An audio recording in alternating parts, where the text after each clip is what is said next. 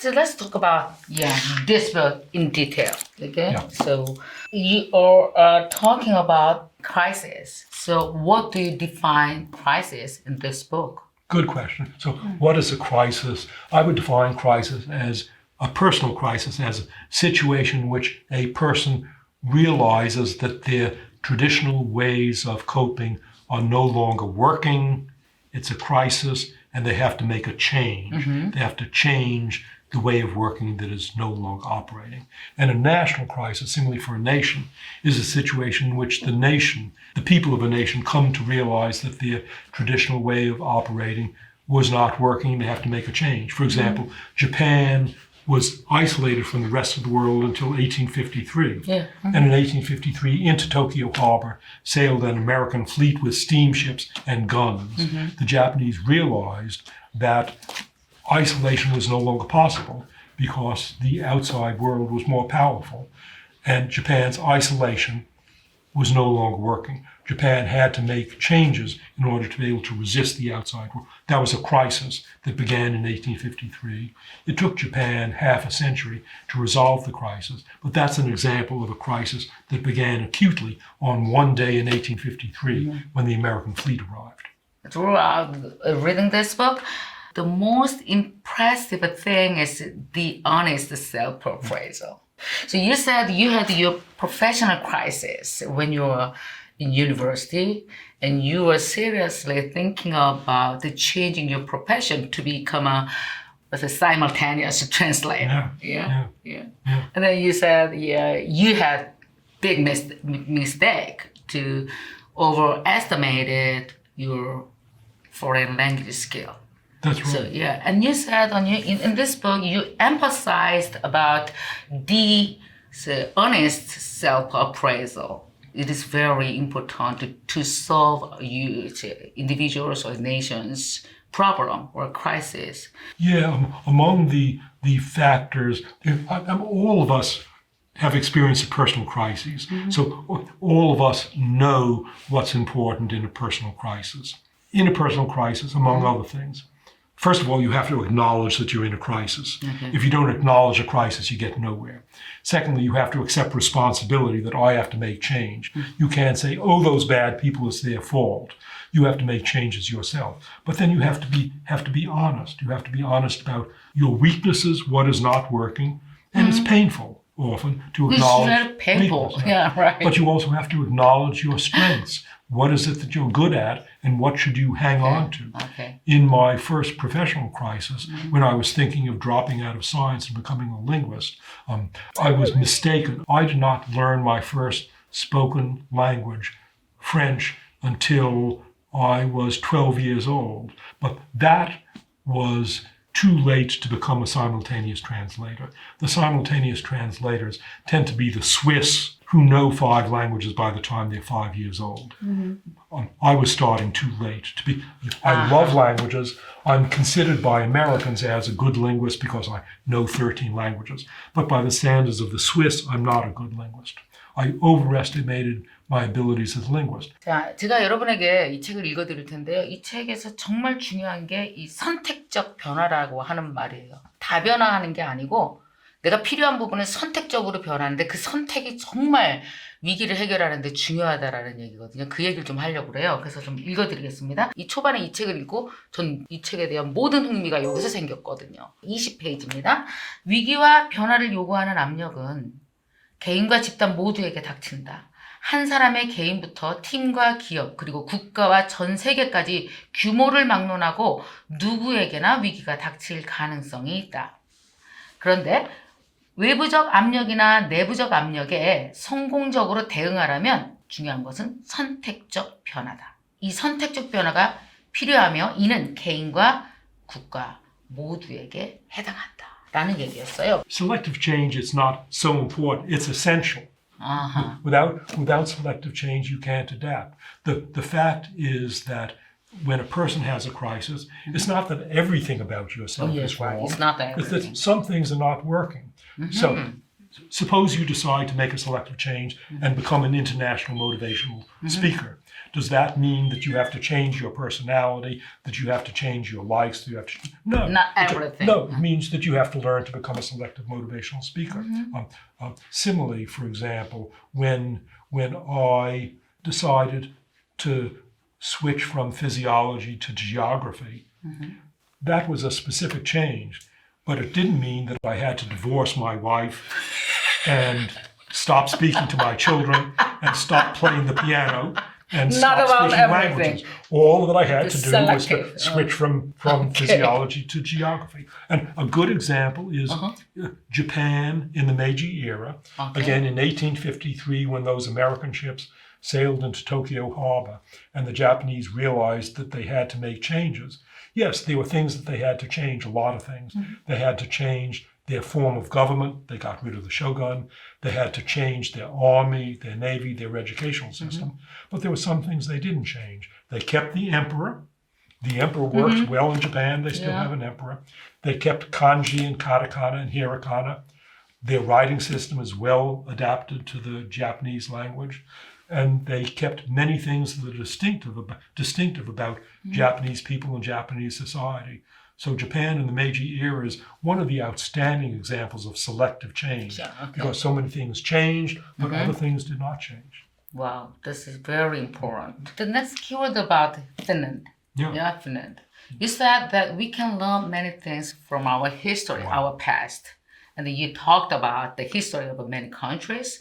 So among the countries, I think the history of Finland was very interesting. Finland, the case of Finland, I think is particularly interesting to you Koreans. That's right. That's why I'm asking you. Yeah. Possibly in this book, the case of Finland is the one most relevant to Korea. So what's the situation in Finland? Finland is a country of 6 million people. Only 6 million Only people. 6 million. Yeah. But it shares a border. Yeah, border a long to land Russia. border with Russia. Russia. Which used to be the Soviet Union. Russia was and Russia still is a very dangerous country. Russia is strong. Russia was unpredictable. Until 1939, the Finns avoided talking with the Russians. And the result was that the Russians didn't trust the Finns. In 1939, November 30, 1939, the Soviet Union invaded Finland. The Finns managed to fight and retain their independence, but it was expensive. 100,000 Finns got killed. Every family in Finland lost some people. But the Finns learned something from it. They learned that if you've got a dangerous neighbor, you have to talk constantly with a dangerous neighbor so that the dangerous neighbor trusts you. The way that the Finns talk with Russia, they don't announce our prime minister is going to Russia and having a discussion. The prime minister just goes. There isn't a public announcement. It's not only the prime minister who goes, cabinet minister goes, government officials go, low-line government officials go. There's no coming back and saying, oh, we didn't reach agreement. They just go and talk. But the result of all this talking is that the Russians have come to trust the Finns because the Finns are constantly talking about what they're going to do. Similarly, the Finns know what the Russians are concerned about. When I think of the situation of North Korea and South Korea, I know that you have many dangerous neighbors. You have one extremely dangerous neighbor. And the way within the past year that dangerous neighbor has been approached is that our president, about whom I will say nothing further, our president has announced that he is going to have a public discussion with the prime minister. And he says, I love the prime minister, Kim I love him and we are good friends and greatest friends. And here's a public announcement, but the public announcement is then broken. What I think is required is for there to be constant discussions between South Korea and North Korea. And for a while, nothing is going to happen. And you're not going to make any announcements. But if you keep having those discussions, maybe North Korea will discover that they can get help with their electricity system, or that they can get help with their telephone net. They can get help with their science books.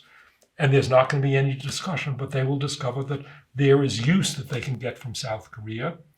And also they will discover that they understand what South Korea wants to do. Maybe with time, some trust would be built up and they would not be so threatening because they would discover that they can get value from you, and they can discover that they don't face threats from you. That's why I think that Finland might be a model for South Korea in dealing with your dangerous neighbor, just as Finland succeeded in dealing with their dangerous neighbor, Russia. So you think we have great potential, no? In Korea? You not only do you have great potential, you are you're too young to realize how much you fulfill your potential. 60 years ago, Korea was before your birth, Korea was a poor country. American secretaries of state, they used to play a game. They used to say, now, in the year 1950, so long before you were born, Korea, Ghana, and the Philippines, those are three countries and they're all equally poor. Which country is going to become rich? And American politicians said, it's obvious. Ghana and the Philippines are going to become rich and Korea will forever remain poor. Why? Because Ghana and the Philippines, their tropical life is easy there. Bananas fall off the trees, whereas Korea has no resources. But instead, Korea became rich. Why? Because Korea has a long history of central government and writing, whereas Ghana and the Philippines do not have a history of central government and writing. And also Korea is in the temperate zones. Temperate soils are more fertile, and diseases in the temperate zones are much less of a problem. The result, Ghana and the Philippines are still poor today, and Korea is rich. So what I'm saying is that Korea has made a lot of progress. Since before your birth until today, Korea has risen from being a poor country to one of the richest countries in the world. Wow. Then we have a lot of optimism, Stan. Yeah. Thank you. So, this is the last keyword. You're going to be very happy with this. Your wife. Okay? No? Okay. You mentioned several times that your wife loves Korean traditional accessories. So I prepared something for her. Should you prepare something for her? Yeah, something for her. Not something for you, something for her. I have to tell you that this afternoon, before I go to the airport, I told my publisher, I will not give any speeches or do any interviews or do any publicity for the book unless you spend 20 minutes taking me to a Korean store where I can buy presents for my wife. You don't have to go to the store. Oh. Okay, come on. Oh. This is the t-shirt. Oh. Shirt. All right.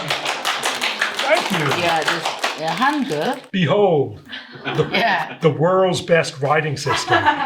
The King Sejong loves you. Okay. Thank you. This is for your wife. Traditional Korean chopsticks. Right. Thank you. This is beautiful. Thank you so much. Thank you. It was an honor to talk with you. Yeah, it's really great. I hope you see you again when I visit to America, maybe. But I hope that becoming an international motivational speaker will give you frequent opportunities to come to Los Angeles. And in fact, I know that in Korea and Japan, I should have done this when we were introduced. Oh, thank you very much. Wow, it's really great. Yeah, it's very honor. Maybe we can, if you have when you have your new book again, and then we're gonna have a talk show together. Great. Yeah. Okay. Thank you. Thank you very much. It's been a pleasure. 단지 이 책이 아니라도 너무 인생에 도움이 되는 멘토 이렇게 지금 벌써 80이 넘으셨는데도 정말 새로운 언어를 배우기 시작한 마지막은 또 62세 때 이태리어를 배우시고 끊임없이 한 나라를 위해서가 아니라 전 세계의 여러 가지 변화를 위해서 It's nothing. 지금 열심히 이렇게 노력하시고 있는 거 보면 그냥 책이 아니라 인생 전체를 통해서 우리가 너무나 배울 게 많은 것 같아요. 진짜 너무너무 좋았습니다. 그래서 정말 더 감사를 드리고 싶은 마음이고요. I can learn from your only book, from your life. Really. Thank you. It's an honor. Wow, it's great. 자, 그럼 박수 쳐서 이제 지금 또 미국으로 돌아가셔야 된다니까 잘 가시라고 박수 좀 쳐서 이제 보내드리겠습니다. 감사합니다. 퀴즈를 하나 내겠는데요. 이번에 나온 제러드 다이아몬드 교수님의 책 이름 위기에 대해서 쓴 책이거든요. 이 책 제목은 무엇일까요? 여러분 댓글로 달아주시기 바랍니다. 그러면은 이거는 autograph on your book, right? Yeah, yeah. 오케이. 다 사인해주고 가신답니다. 역사에 남은 가문의 영광 10분에게 드리도록 하겠습니다. 자, 댓글 달아주세요.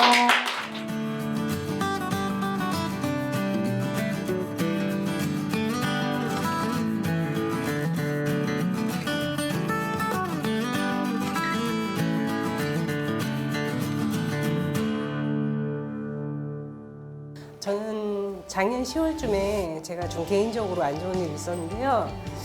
나 자신을 찾는 시간이 좀 필요했었는데 마침 이게 캠퍼스를 알게 됐고요. 그 뒤로 굉장히 제가 이제까지 겪어보지 못한 새로운 경험들이 막 펼쳐지는 거예요. 그러니까 우등생이 되고 장학생이 되고 이런 것들이 제가 이렇게 목표를 했는데 하나씩 성취하는 것도 있고 또 요번에 방송대를 또 등록을 했어요. 내가 이런 사람인가. 나이가 들더라도 책을 한번 내봐야 되겠다. 그런 꿈을 꾸게 되었습니다. 꿈을 꾸게 해주신 김미경TV 동기님들과 학장님과 저희 모임원들께 감사드립니다.